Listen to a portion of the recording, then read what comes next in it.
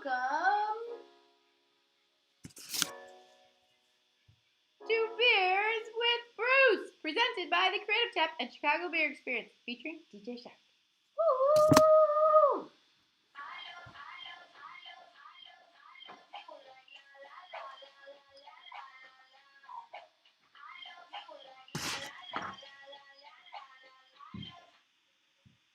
All right, everybody, what's going on? How's it going? Shout out to my brew crew. Let's see where we're at here. I hope everybody's having a nice Saturday night. Let's see if people made it to log in. I see Anna's here. Hi, Anna. How you doing? What you drinking? I hope everybody is doing well. It's been a long week, folks. It's been a long. We are in week 9 of quarantine, if you can believe it. So it's amazing. It's that crazy. If you're here, go ahead and shout it out in the comments. Give us some sugar. Let me know what you're drinking, what's going on. Let me know what the scoop is. How is everybody feeling? This is supposed to be, also. Hey, Pops is in town, DJ Shark. Nice. Pops is in town. Okay. This is great. Dark Lord, Anna, you pulled out the big gun tonight. I like it, and that's good. Dark Lord is a great, delicious beer. I don't know if I've ever had a Dark Lord, if you can believe it. So that is awesome. Let's switch the scene up a little bit here to back to a bar. You know what I'm saying, DJ Shark? Yeah. Let's get in the bar zone here. Obviously, hey, listen, I love Chicago, but my dad, he's on the podcast, the thing here.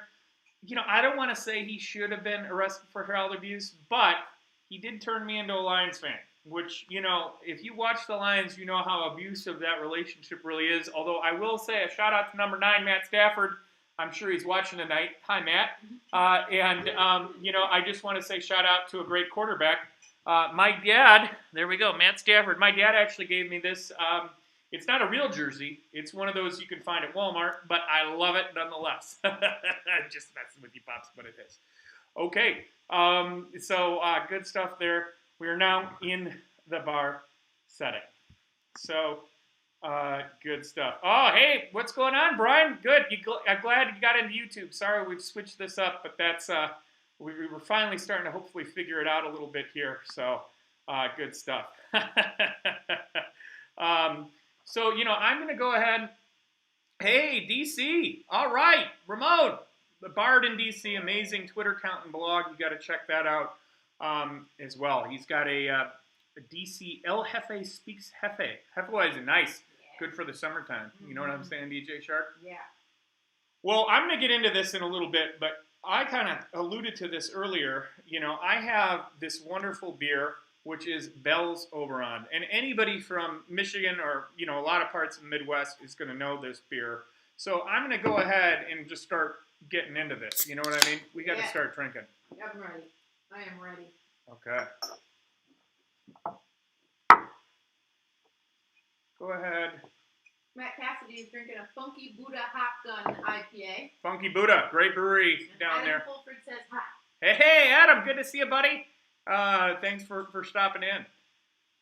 Okay, so I have this Bell's Oberon here. Again, delicious beer. I'm going to hold it up to the light. And this one, beautiful. It looks like a ray of sunshine, It's just delicious. And so it's just wonderful. And it is, this beautiful, hazy, golden deliciousness. Next, we're going to smell it. You can do the long sniff, the short sniff, the drive-by. I'm going to come in here, get right in there, a little rabbit sniffs. And then I'm going to take a little sip here. Oh, yeah. That is delicious. That is so good. So Bell's Oberon is an American wheat ale. American wheat ales are known for a few things. What really, it is the wheat, as you might have guessed. When you add wheat to a beer, it adds a sweetness and a bit of a tanginess to the beer. These are delicious. There are other styles of wheat beers in the world. Most famous, a Hefeweizen. So the Hefe that you're drinking, Ramon, you know that. There they use particular type of yeast that impart banana and clove notes to the beer. And then you might know also the Belgian style white ale, wit beer, if you will. And there they use spices like coriander and orange peel to kind of season their beer, giving it a very unique flavor. In the States, for this one, we're in our beer scene, we kind of keep it simple. It's really just the addition of wheat. I think Blue Moon, which was a Coors project in the mid-'90s, really shot this kind of, although that's a little more Belgian style, I believe, but still it kind of shot the wheat beers to front of mind for a lot of Americans. And the Bell's Oberon started just, and it's just a magnificent beer. Some people put oranges in their beer, these types of beers. I actually don't mind it with an orange. One, you're not going to get scurvy. And scurvy, terrible disease. You bleed out. You don't want it. And we've talked about this in the past, but scurvy's nothing to be joked with. So, go ahead. Beer snobs a lot of times say, get that fruit out of my beer. Hey, that's fine. You don't have to do it, but let's not get snooty here, okay? You want fruit in your beer? Go for it, man. You're going to get some vitamins. These days, we need all the vitamins we can get. So good stuff there. So, all right. Bell's, by the way, started in 1985. They're right outside of Kalamazoo, Michigan. They have the Bell's Eccentric Cafe in Kalamazoo. Larry Bell, I've actually met him a couple times. A really nice guy. He sponsored the Port Huron to Mackinac sailboat race for a number of years, and is a very outspoken, in a good way, person in the Midwestern beer scene. He's one of the kind of early generation Midwestern breweries here. He's a diehard Cubs fan. He actually has a home here in the Chicagoland area, so he definitely is also has a nice Chicago tie-in as well.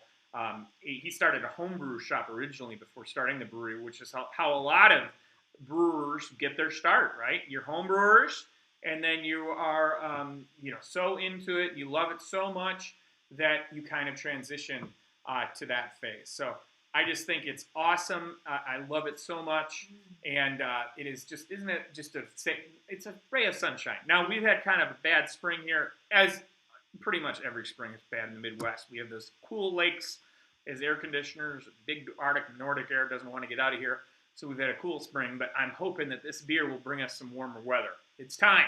It's time. It's time for some heat. Time for some heat. All right. Katie Thomas has joined tonight, but she's not drinking beer. She's drinking Barolo, little red wine. Red wine, hey, nothing wrong with that. I usually prefer my wine in a box, but we'll go red wine, no problem. Red wine's good.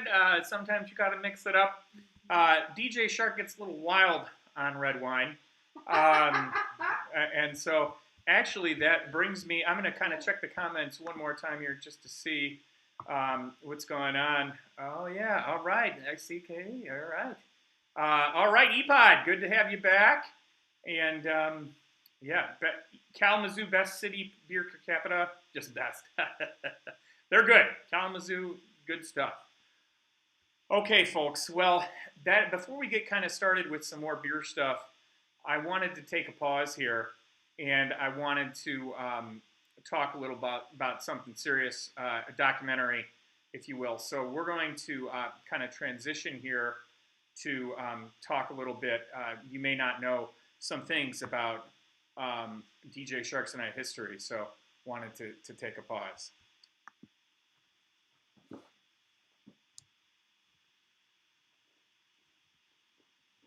What are you doing?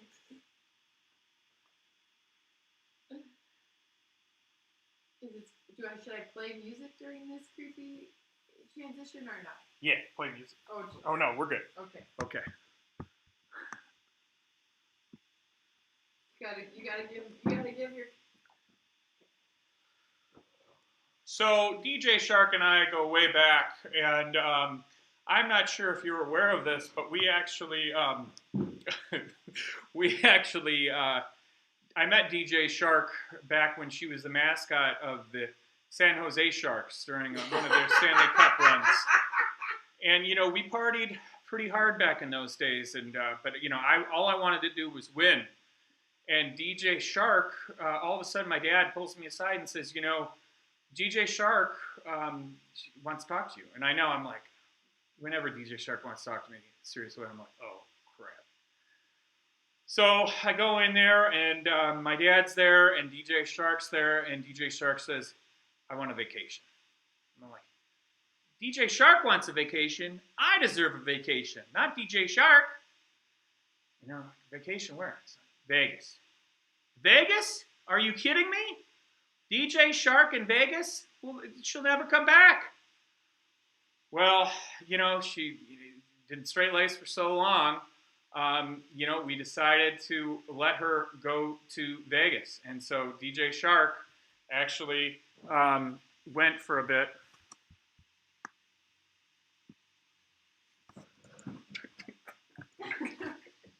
And DJ Shark spent some time in Vegas, got some steam out of it. And DJ Shark, you know, went to Vegas. And it's just a crazy, crazy story. So I had to...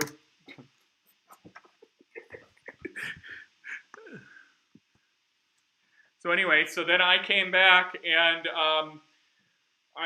DJ Shark 48 hours is all we gave her, and we went and we got her, and that was that. Now DJ Shark has been working, and thankfully Vegas is shut down, so there's nowhere for her to go and DJ right now, so she's stuck with Beers with Bruce. So yeah, crazy. Okay.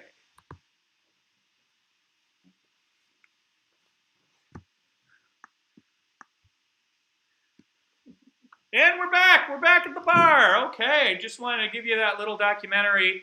It's called The Last Swim. It's going to be on. ESPN Ocho coming up. So definitely check that out when you get a chance. Okay, how's everybody doing? How's everybody's beers out there? And what's going on? Give me the scoop.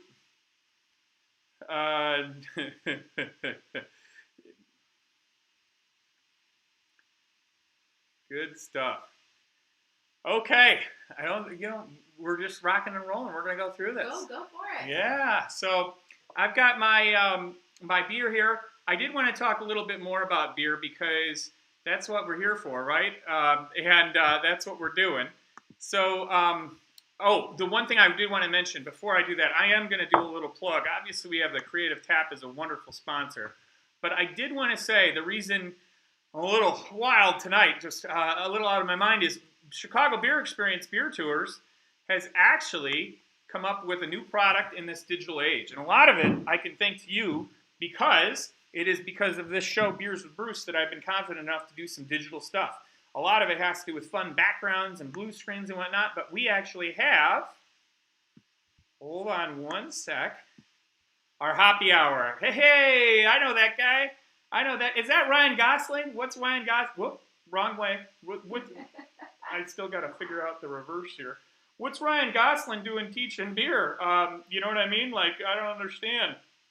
Well, that's your buddy Bruce right here. And www.chicagobeerexperience.com, we're doing these virtual happy hour classes.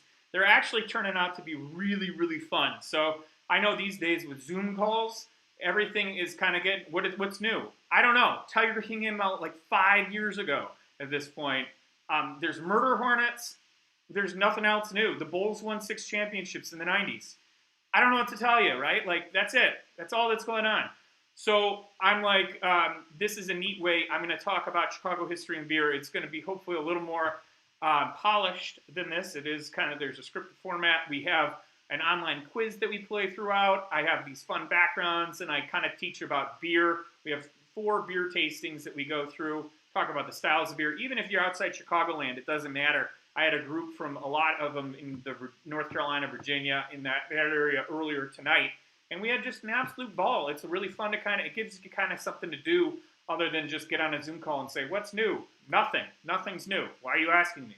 So just wanted to give a shout out to myself. Shout out to myself, DJ Shark. Yeah. Yeah. If you can't, always be closing. All right. So good stuff there. Now, when it comes back to beer, I've got my wonderful bells. I didn't want to talk about what are called adjunct ingredients. Now, wheat is one of them. For grains, there's a bunch that you can use. You can use oats. Oatmeal stout you might have had before. And oats are actually add kind of a creaminess, an astringency, a little bitterness to the beer. So, again, used a lot of times with oatmeal stouts. You can use a lot of other grains too. Wheat, we talked about that. Sorghum, if you ever have a gluten-free beer, sometimes they're made from sorghum, which is another grain. You can add rice to beer, most famously Budweiser, right? It uses those. You can add corn. Corn, a lot of other American lagers use corn. And so rice will add a little astringency. Corn will add a kind of a syrupy sweetness to it. Nowadays, when I have kind of one of your mass-marketed lagers with corn, I can almost always tell it right on the nose because it's so common. Then you can add a lot of other things to beer as well. For example, a lot of times stouts will use things like chocolate or coffee. It's very confusing because a lot of times those stouts and porters or other things, those darker beers will not use those things, but they'll taste like them. That's one of the main qualities. They roast the barley and they manipulate the barley in such a way that it imparts a lot of those flavors. But then sometimes they're like, well, you know what would go good with this? This coffee-flavored beer from the barley? Coffee! And they'll throw coffee in there. And there you go. You have a coffee stout. And chocolate porter, they'll add chocolate right to it. Got asked tonight, and they're like, last night, does this beer have chocolate on one of those? And I was like, no. And then I looked at the label and I'm like, yes, it does. I lied to you, and I'm sorry. So it can really, really be interesting. And then other breweries will go and add crazy things. For the life of me, I've tried, I think I mentioned this in the previous ones, cucumber kolsch, which never works, even though it should. It makes me so mad. They add things like limes to lighter beers, pomegranate. I was speaking to a person who is drinking beer from Vietnam earlier on that tasting, and she was saying they use a lot of citrus, like dragon fruit and other things like that. So it's just really, really wild, and craft brewers are continuously finding new, interesting ways.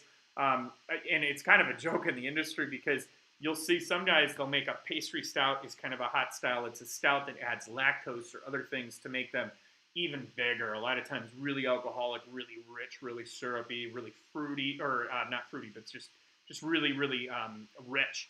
And they'll add things like peanut butter and other, pie and Twinkies and Ho-Hos and whatever, and kind of add that stuff to the beer. So really, really interesting. Brewers, of course, the 4 main ingredients: water, malted barley, hops, and yeast. Now, if you go to Germany and contrast the beer scenes, there they have something called the Reinheitsgebot. The Reinheitsgebot dates back to 1516, a long time. There you can only use, originally it was 3 ingredients: water, malted barley, and hops. Okay, just the 3. Why? They didn't know what yeast was.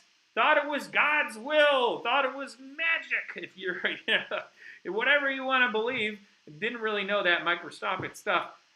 It's easy to make fun of those poor people back in those days now because they could easily make fun of us. You know what I mean, DJ Shark?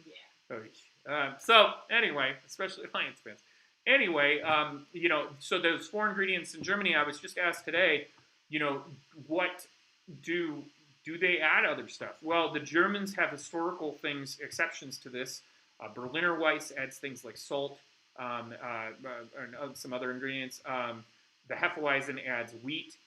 So there are certainly local exceptions to the Reinheitsgebot. And you can still brew beer outside those 4 ingredients, but from what I understand, it's still quite frowned upon to do so. So it'll even say on the label, brewed in accordance with the Reinheitsgebot or German purity law, that sort of thing. and that extends outside of Germany to that kind of area of Europe. Now, are craft brewers coming there? Are they making beers that are adding kind of interesting ingredients used in American craft brewers? Absolutely. It's just not quite as common there yet and not quite as accepted again, depending on Europe's a huge area, depending on where you go. Now, it's kind of funny. American beer at some point went so low that we had nowhere to go but up. And then now you're kind of going where you're going. American beer is now, Germans always hate me when I say this, but I think that we have maybe the best beer scene in the world because of the quality and variety. 7,500 breweries, all brewing things that are kind of pushing and doing things that are really, really interesting. So Europe never went that low, so they never had to kind of be have the ingenuity that we had to kind of rebound from that floor. 1978, only 89 breweries here in the U.S., now over 7,500 because of our craft beer scene in just the last 40 to 50 years. So pretty cool. Really the last 10 years, to be honest, 1,800 to 7,500. So now I'm yapping, I'm getting crazy. DJ Shark put some weird stuff in front of me, and I'm kind of curious. Clint Eastwood. My mom gave us a sourdough starter. Dad, you're not going to believe this. Clint Eastwood is back. We have a real one. Clint Eastwood. One of the Dirty Harry movies. I don't know. Here's looking at you, kid. No, that's Casablanca. I don't know. Casablanca. What are you looking at? What's a good Dirty Harry quote? I don't know. Come on, you watch all those movies. Dirty Harry? She's never watched them. I can't. Can I breathe on this? Shouldn't I keep this covered? Yeah, keep it covered. I think we infected our sourdough starter. It's gonna get gross stuff in there. Sorry, man. Because you just got beard and shit. Beard. Gross. I haven't showered in weeks. Bye. You know. Moving on. I thought it was pudding. Ugh. It's pretty gross. Okay. Okay, let's see in the comments what's going on. I opened the wrong thing here. Let's see. Go ahead, shop in, and let's see. Go, just throw some stuff in the comments. Keep me on my toes. Low Bar 913, awesome. Who is that? I love it. Richmond. I'm not naked, Pops. That's good. Papyrus. Yeah, that's good stuff. Hey, James. Good to see you, buddy. Diana, I agree with you. The chocolate ones are good. Why is wine red, white, or pink? There should be other colors as well. I disagree. I got nothing. Yeah, we got nothing on that. We drank some 40s this week. The 40s can be all different colors. We did drink some 40s. For our 40th birthday. For our 40th birthday. I'm still hungover. Yeah, that was good. It wasn't Edward 40 Hands, at least, so. Liz, his last name is Callahan. I did not know that. Hi, Meredith and Liz. That's awesome. Drop some quotes in, and we'll go from there. Okay. Oh, yeah, Anna, that's why. Grapes. There's only two colors of grapes. That's probably a good reason, right? Red grapes and white grapes. Yeah. And then you mix them and they're pink. There you go. Pops, there you go. You know, you got to breed some orange grapes. Yeah. Get on it, man. You're retired. What else are you doing? Come on. Okay, you know what time it is. What time is it? Malort break! Got some new music tonight. A little royalty-free. Royalty-free music. Malort break!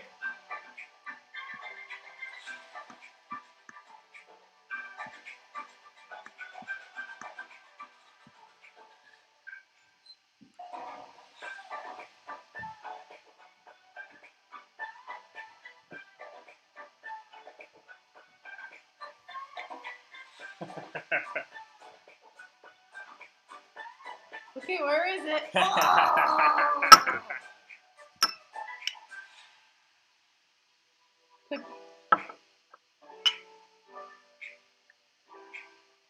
Oh.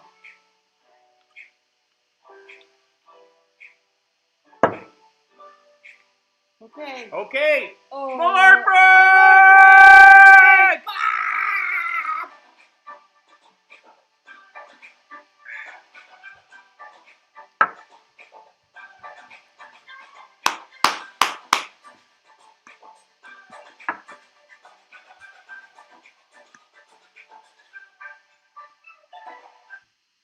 Yeah. Forward down the field, a charging team that will not yield. And when the blue and silver wave, send and cheer the brave. Rock, rock, rock. Go hard, win the game.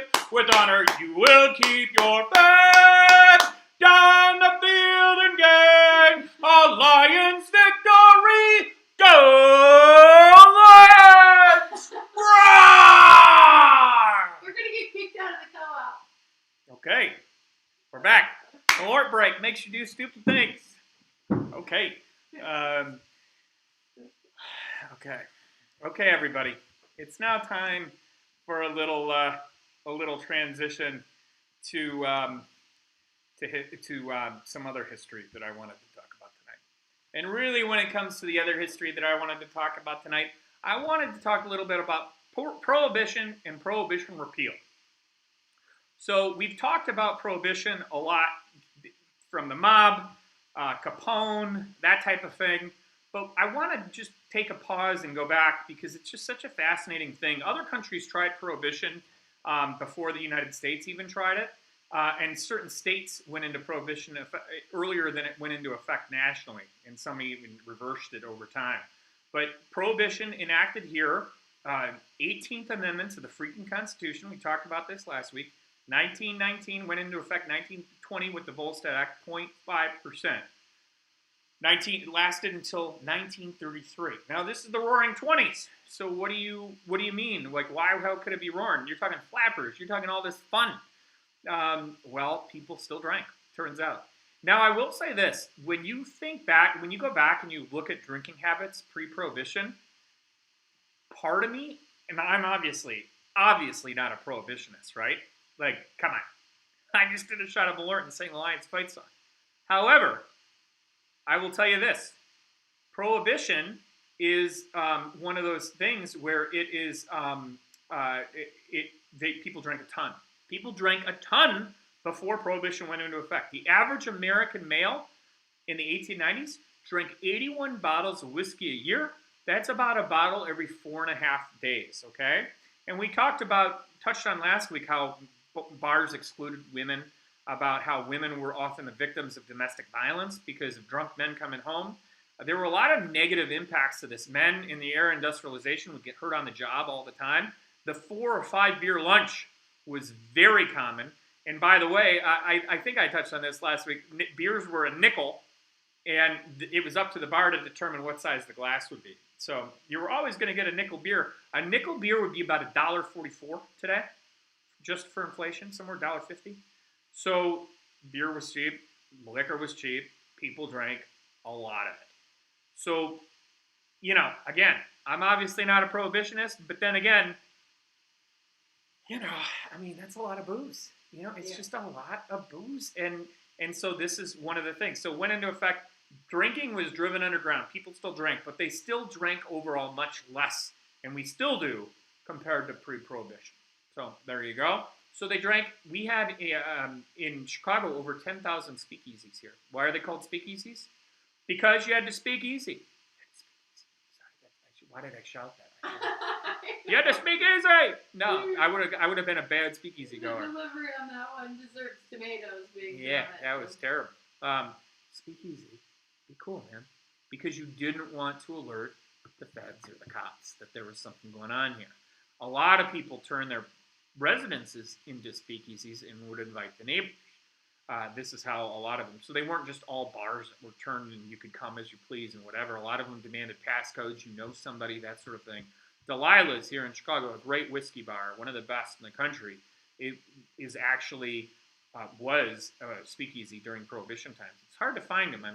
That's a long time ago, and Delilah's still is a bar and still was a speakeasy. And if you look at Delilah's from the outside, you can tell they actually have the original door where you put in your ID, so they grant you access to the speakeasy.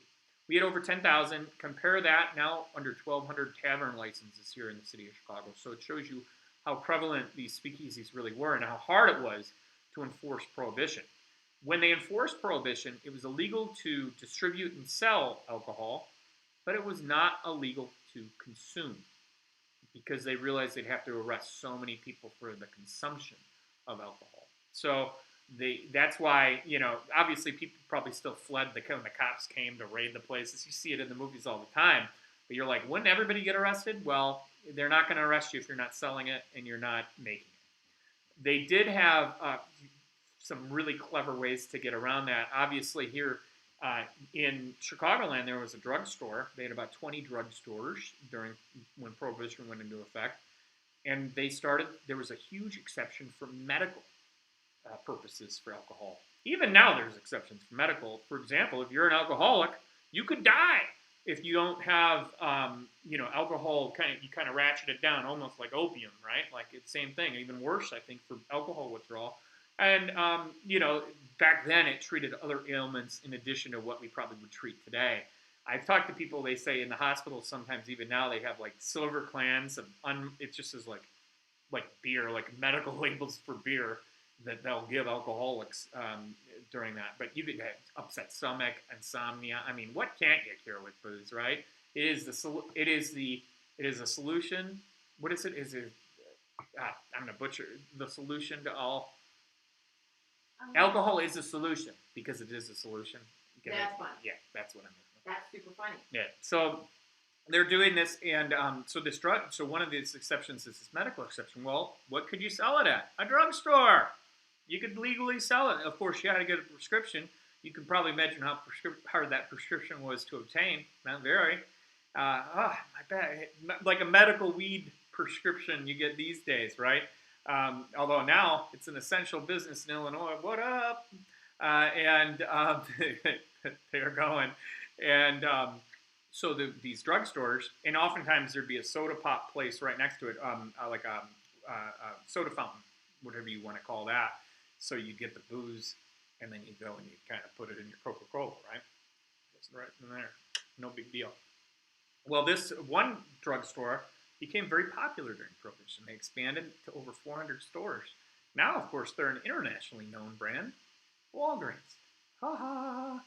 Good business to be in, that drugstore business. Also, it's funny, a lot of people became clergymen in those days because another exception was the sacramental use of wine. You red wine folks out there, there you go. All of a sudden, the priests were like, we need a ton of this stuff. And of course, half the trains would go disappearing, right? Half the wine would be gone. It'd be sold. I'm not blaming the clergymen, although I'm sure some of them were to blame, but there were a lot of other people involved in nefarious characters during that. So that was another exception to Prohibition where people would be boozing.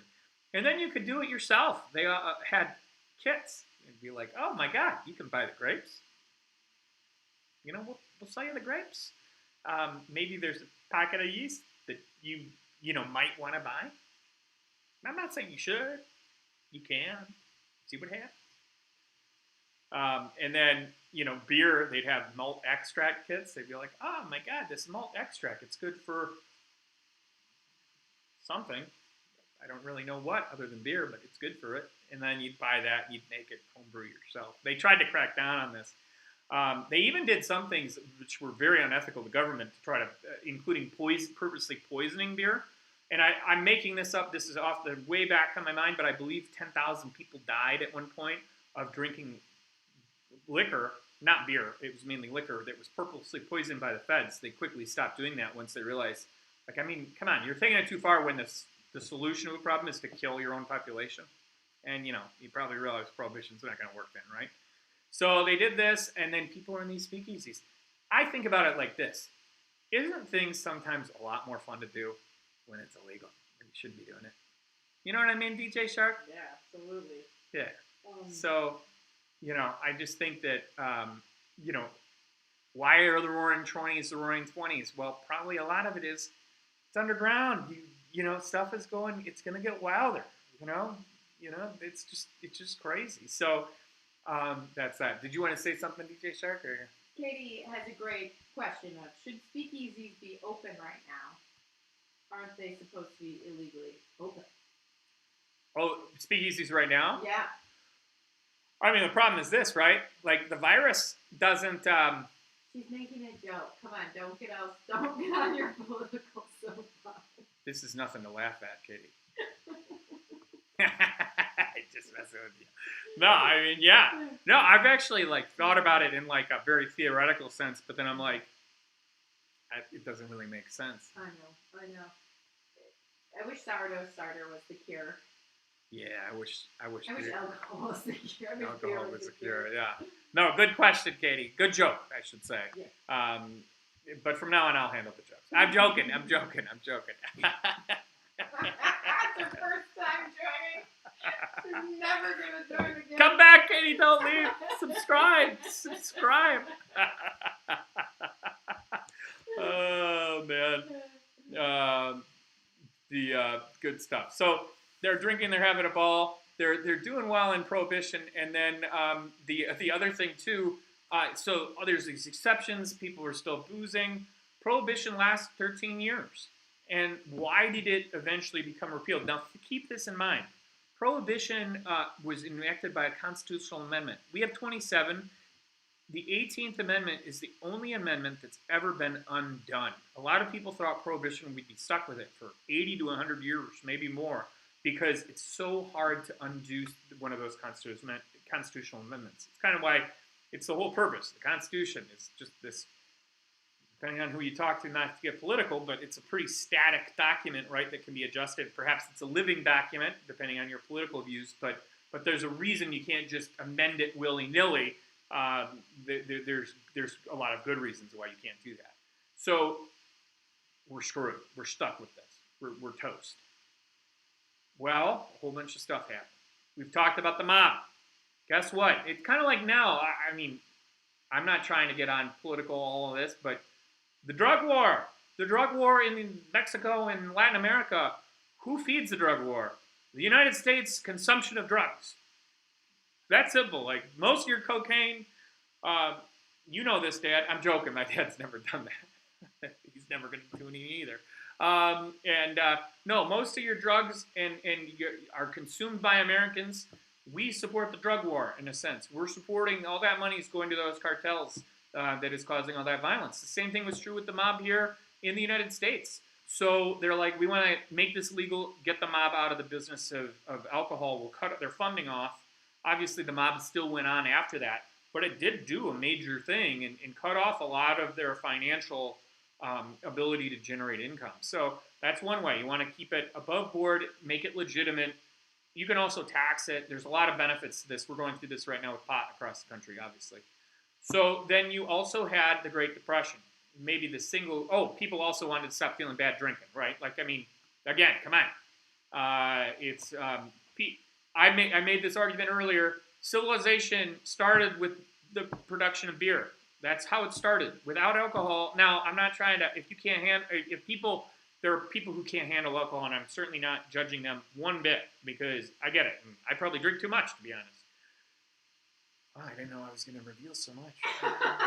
You're not getting sympathy from me on that one. And so, all this. But at the end of the day, people wanted to be able to have a beer. Come on, this is America. Freedom. And so then the biggest reason, the Great Depression. Great Depression hit, stock market crashed 29, and then, obviously further impacts from there. So when FDR was elected, love FDR, personally. I'm reading his biography, fascinating guy. He was like, you know what, one thing we can do, the beer industry, millions of jobs, and liquor industry as well, more jobs on top of that. We can and then not to mention, hundreds of thousands of jobs directly, and then millions of jobs when you look at all of its economic impacts. We're talking hundreds of billions of dollars in economics. And so they're saying we can put a lot of people back to work tomorrow. And that's really what was pushed. There's also kind of another reason, let's be honest. I'm not going to lie. Elites are bad people. If you're wealthy, what is it, the old biblical saying? Me, Mr. Bible over here. It's a wealthy person. It's hard. It's easier for a camel to go through an eye of a needle.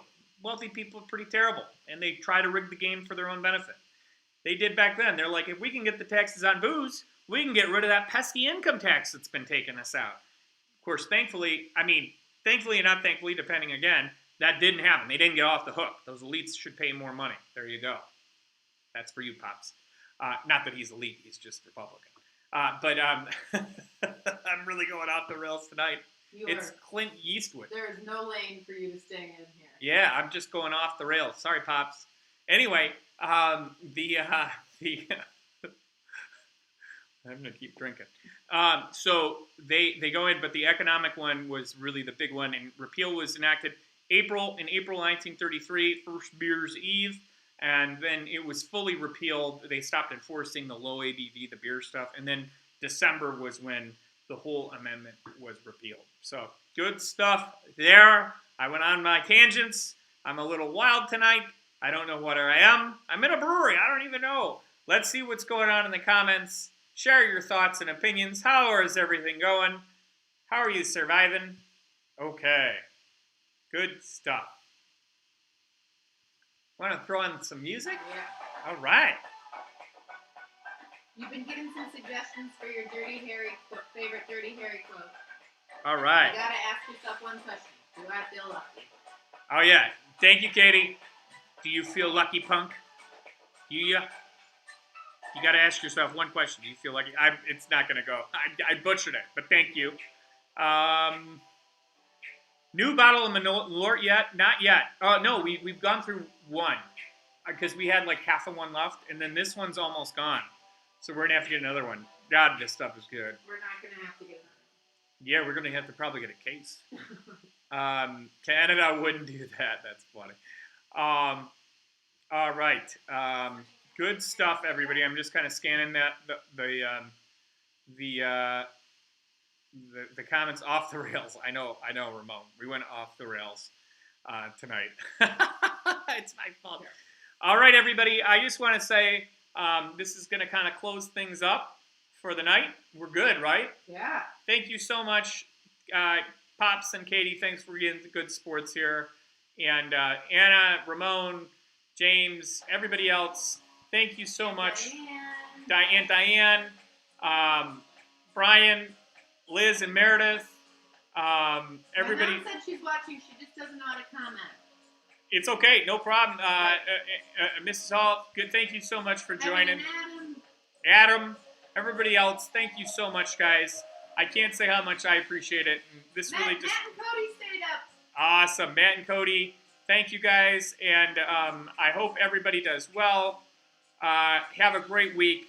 We're gonna get out of this. Summer is coming. That's good. And I love you all. Have a great night. Thank you again. Shout out from DJ Shark and I. Rock and roll. Good night. Goodbye. I love you. You want the C? Oh, yeah, give me my whole tank.